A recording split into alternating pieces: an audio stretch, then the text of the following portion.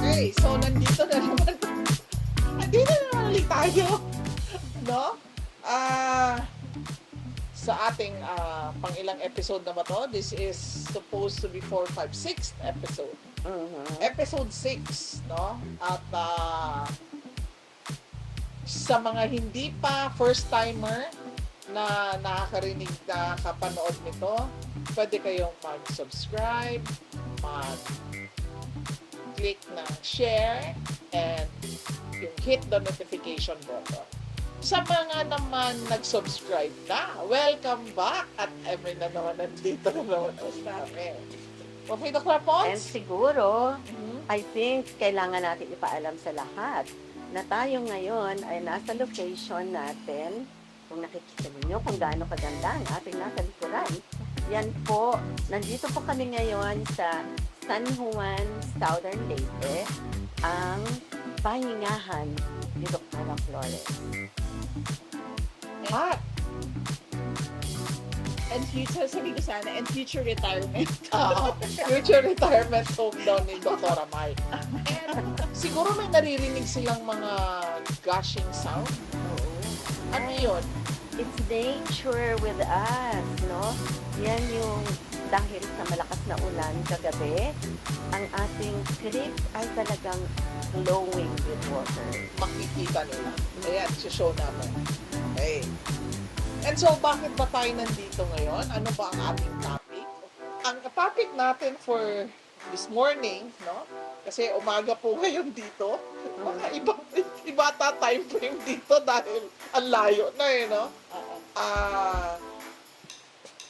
Ang pag-uusapan natin ngayon ay ADHD and ako si Dr. Fa Dr. Ponyo, Dr. Mai. and the doctors are in.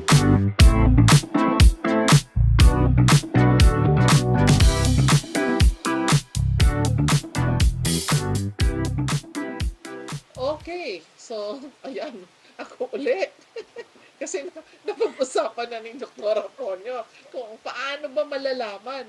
So siguro naman ngayon nakikita niyo na kung paano nga natin malalaman kung meron ka ba talagang ADHD. so pag nalaman na may So, pag ADHD nalaman ka, ano na, nang gagawin? Ano na ang gagawin? Okay. Ano ba ang goal ng treatment, no? Or ano ba ang mga gamot? Ano ba yung mga issues sa mga paggagamot? At siguro yung tips, no? Meron ba tayong tip na sasabihin Meron. later? Okay. So, ang goal of the treatment is improvement in impairment. So, parang rhyming words. Improvement in impairment. Now, ADHD, unfortunately, has no cure. But medications and behavioral strategies can help reduce symptoms and improve functioning. Okay. The mainstay of treatment for ADHD are medications, psychotherapy, and various forms of coaching and coping techniques. So, treating ADHD is an ongoing process, no?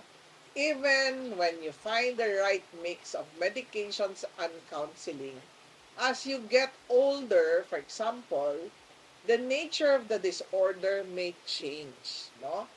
Or a chronic illness may bring on stress that exacerbates symptoms and require adjusting treatments.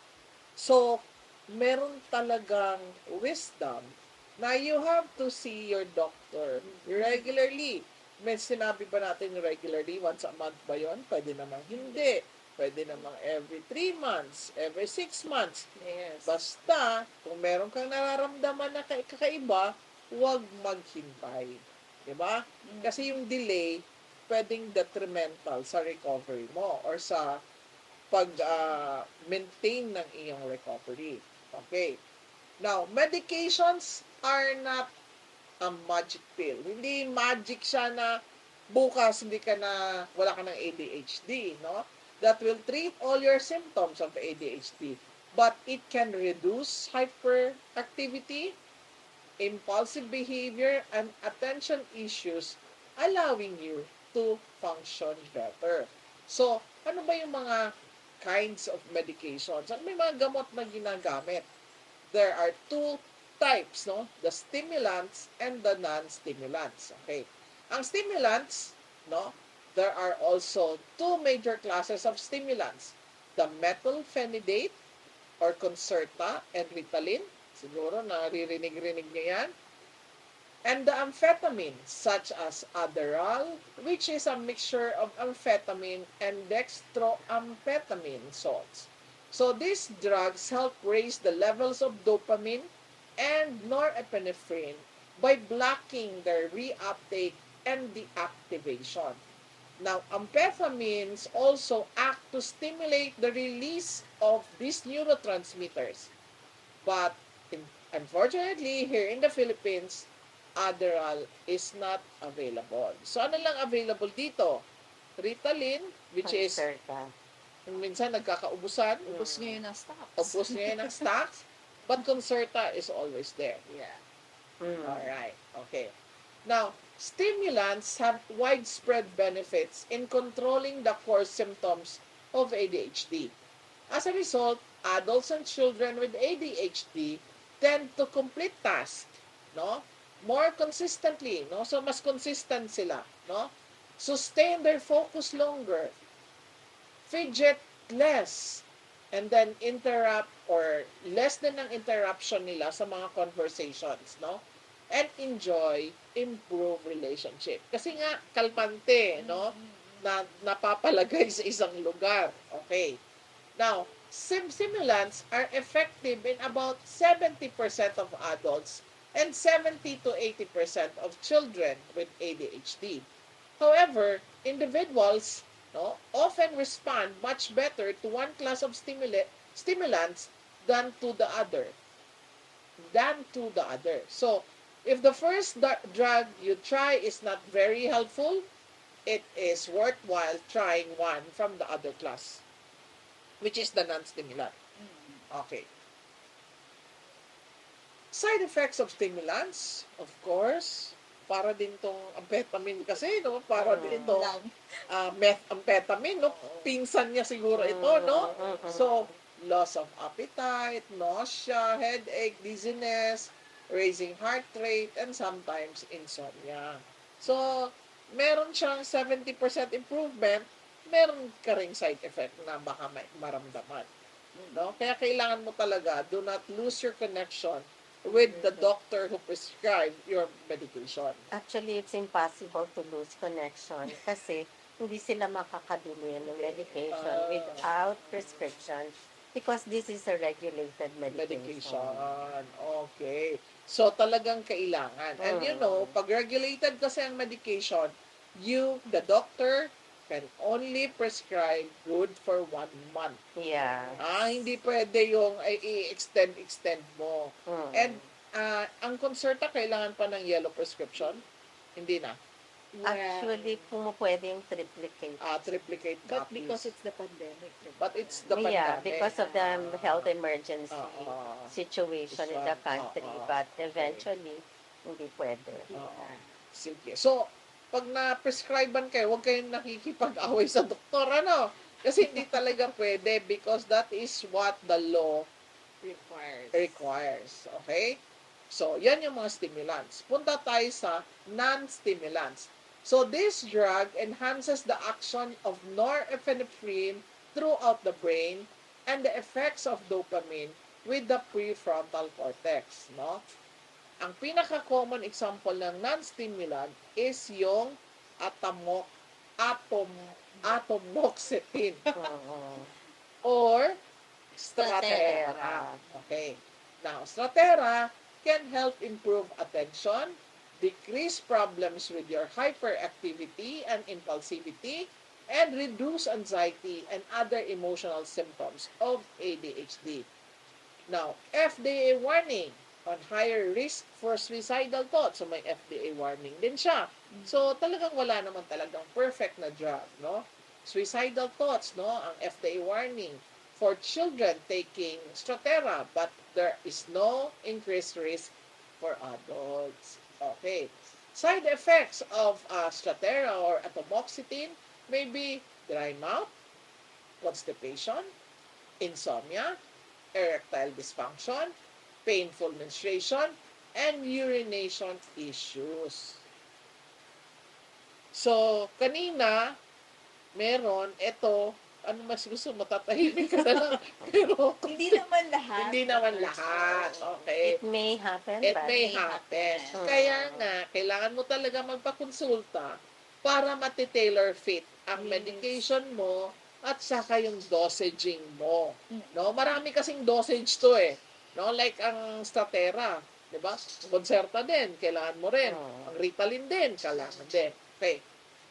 So aside from Strattera or atomoxetine, no, meron din another non-stimulant which is clonidine and guanfacine. Okay.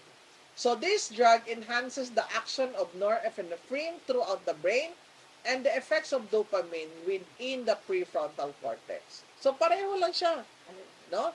So pareho lang ang Strattera at saka clonidine, no? But this can cause drowsiness, so taken at night. So selection of the right medication may take time. So hindi to, sabi nga, walang magic, no? Hindi siya magic, no? And medication doses may need to be adjusted to sustain your therapeutic response. Now, there are extended release medications. No? Si Concertata Ang may Concerta meron. extended release. Ang No? Ritalin Ano ba meron yun? din. Ang Kaya Ritalin, lang, oo. ang hirap ang availability. Ano siya? Ritalin LA, long LA. acting. Okay? Yung 20 Ah, milligrams. Oo. Para hindi mo kailangan ng frequent dosaging. Mm. But you still have to consult your doctor, your psychiatrist, your whoever gave you the prescription. Okay? Now, the risk for substance experimentation and abuse of ADHD meds is there, no? Like si Adderall, talagang minsan na abuse na talaga siya, no? Kaya wag humiram-hiram na. Wag, oo. Tsaka kung meron ka, wag Huwag mamigay. kayong mamigay. Wag ka mamigay kasi pwede kang mag-develop ng addiction, no, sa mga gamot, no? So, bawal po 'yon, no? Ma-jeopardize ang PRC, ang lisensya ng doktor niyo. Kasi bakit ano to, no? Ngayon, pag ma-jeopardize ang lisensya ng doktor niyo, wala na magbibigay ng prescription sa inyo, 'di ba? Alright. So aside from that sa medication, meron pa bang pwedeng gawin? Oo, yung iba, parang ayaw nila maggamot. Pero enough na sa kanila na na-diagnose sila kasi it feels like a relief na, ay, hindi pala ako tamad, hindi pala ako pasaway, no? So, for those na medyo mild lang yung symptoms, they want to learn more about ADHD, go to therapy, or do ADHD coaching. So, ano ba yung mga therapy na yon, no?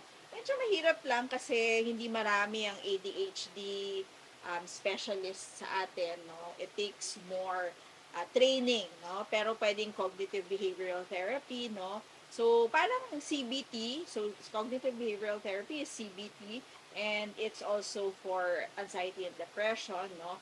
What it does is it changes yung mga negative thought patterns mo into positive and healthier ways of coping. So, para rin siyang program, no? So, very modular yung approach whenever you enroll for CBT with a therapist, no? So, usually, natututunan mo in CBT to learn more about ADHD, planning, organizing, learning to reduce distractibility, no? Also coping with procrastination, anger, and frustration, management, at saka communication skills. Aside from that, meron ding emotion regulation therapy, no? Ito naman, another aspect of ADHD is emotional impulsivity, anxiety, and depression. So this one can help you with that.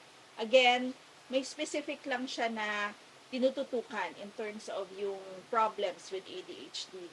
And then, ito yung medyo nauuso sa ibang bansa, no, sa Western countries, yung coaching.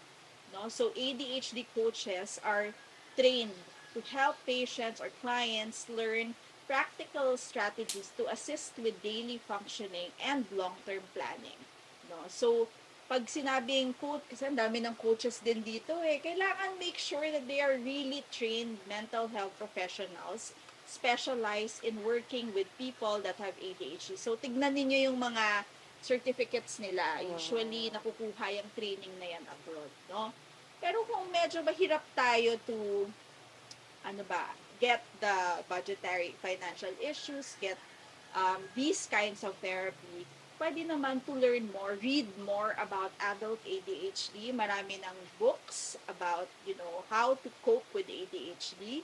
So, Google nyo sa Amazon, and there are popular authors and researchers who have books that are very, very helpful for adults with ADHD. Ano yung mga naka-usual na binibigyan nilang tips? Una, use your gadgets, your smartphones para mag-alarm, calendars, well, may problem na talaga sa organization ng mga ADHD. But one patient of mine says na every time may gagawin siya, ina-alarm niya daw para in 15 and small amount increments para yung distraction niya ma-lessen at saka mas ma-keep track niya yung time, Next, uso na ngayon ng work from home or study from home. So, declutter your workspace para hindi ka distracted. Kung distracted ka sa window, huwag ka sa window, dun ka sa may wall, So, try to see what kind of distractions are getting you out of your work zone. So, and then adjust mo yun, So, reduce distractions, use paper or notebooks para mag-jot down ka ng ideas. So, kahit na hindi siya organizer, basta sulatan mo lang lahat ng naaalala mo, Or, tape record your meetings, Meron akong patient, sabi niya, paano mo sinastructure yung mo? Sabi niya, sinasabi ko sa mga kaklase ko na i-remind ako lagi sa Viber, So, yun yung nagiging way niya to remember things and cope, Be a clock watcher. So, merong yung Pomodoro technique. They also use that, So, again, short increments of time. Take one thing at a time. Mag-multitask kasi most probably, madi-distract ka, Hindi mo matatapos. And then, usually, you try to schedule harder classes in the morning or kung kailan ka most productive. May mga tao na mas productive in the morning, meron sa hapon. So, know kung ano yung energy flow mo, kung saan ka mas nasa-stimulate. Usually, it's a specific time of the day and dun ka mag-work na mas focused, Other things are like exercise. Yung iba, pag nag-exercise sila, mas nagle-lessen ang nila, hyperactivity and mas nakaka-focus, Ano pa ba? Doktor pa? Meron pa ba kayo naisip?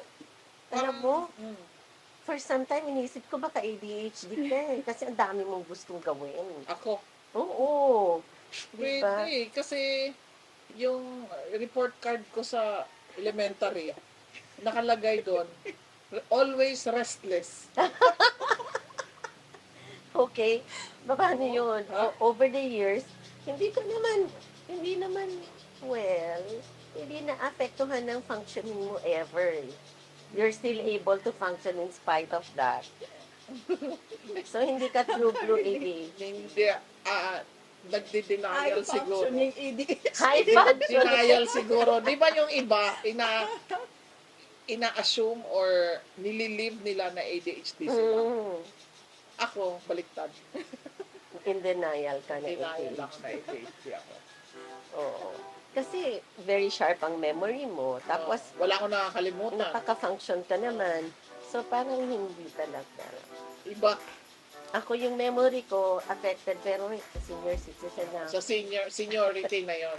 Si Mike kaya, hindi kaya to ADHD. Ako, tingin ko ADHD. Inattentive. Inattentive. Okay. Procrastinator ako eh. May mga diagnosis na tayo, no? Oo. So, ano diagnosis mo? Senior citizen. Meron ba yun sa DSM? Wala ba sa DSM yun? Palagay ko anxiety. Kaya minsan hindi ako mapakali. Okay. Oo. Pwede. Oo. Oo. So, affected Kayo si mga ADHD kayo. prefrontal cortex mo. Okay. So, hindi na natin ito patatagalin. Meron kaming another episode again. So, huwag maghintay. Huwag mag-deny. Kami Kami ang ay gagabay. See you in the next episode. Bye!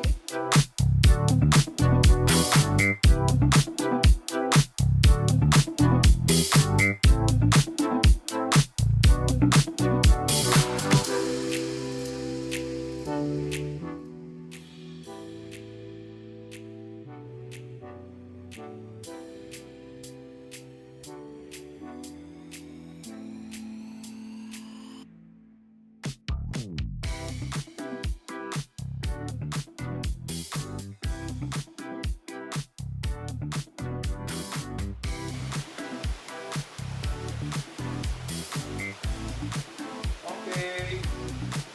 3, 2, 1. Action.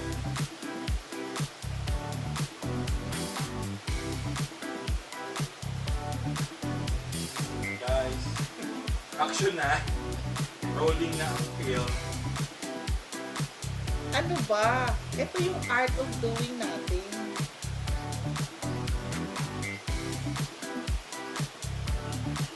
Hindi mo ba alam yung Barbie? Gusto tayo ng video, di ba? Hindi, nag-ano kami. Ito na yun yung video namin. Art of doing nothing. It's a way to be with yourself. Kasi sobra kami laging busy. Sobra tayong laging busy. Diba?